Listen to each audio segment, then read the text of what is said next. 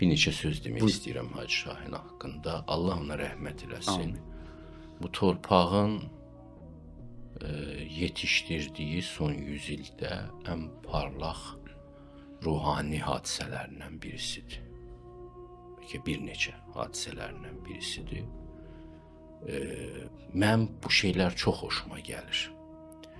Bilirsiniz, adamların ağlında təhsil, savad, elm hadisəsi var. Ki insan oxuyur, böyük bir elmə gəlir, çatır və s.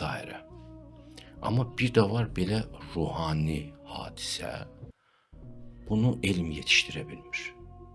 Əgər siz Hacı Şahinin sirrinə varmaq istəsəz, onu onun oxuduğu kitablardan tapa bilməzsiniz. Bu ürəyin yolçuluğu ilə gəlib çıxıla bilən bir hikmətdir. Bunu Allah verir adama. Bu, bəsirət gözünün açılması ilə bağlıdır. O zaman ürək elə bir dalğada üzür ki, o dalğa onu aparıb həqiqətə çatdırır. Onun söhbətlərinin dadı, ləzzəti, duzu, işığı hamısı bu fenomenlə bağlıdır. Ruhaniyyat fenomeni ilə. Ona görə də çox yorumlara açıq bir hikmətlər ifadə edib və insanlar indi də paylaşırlar onun düşüncələrini, 100 il sonra da paylaşacaqlar. Biraz çətindir adamlar eyni zamanda yaşadıkları böyük adamları görə bilmirlər, dəyərləndirə bilmirlər. Amma şükür Allah onun sevənləri, onun kim olduğunu bilənlər də az deyildi. İndi biz də öz yağımızdan deyək.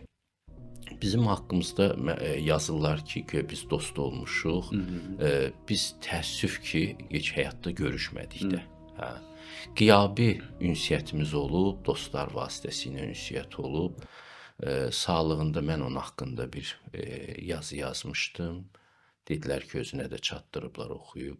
Belə bir dolayı və sonra dostlarından dedilər ki, sizin haqqınızda yaxşı sözlər deyirdi, çox sağ olsun. Amma real bir görüşümüz olmayıb, təəssüf ki. Yəqin ki, mənim qüsurum üzündən həm də heç bir təşəbbüs də eləmədim görüşməyə. Belə bir nurlu bir adam idi, böyük də bir iş gördü. Bu qədər. Yəni, Hacı Şahin deyəndə dini savaddan daha çox burada bəsirət gözünün gördükləri maraqlıdır. İnsanlar savaddan yorula bilir. Bəsirətli adamın söhbətindən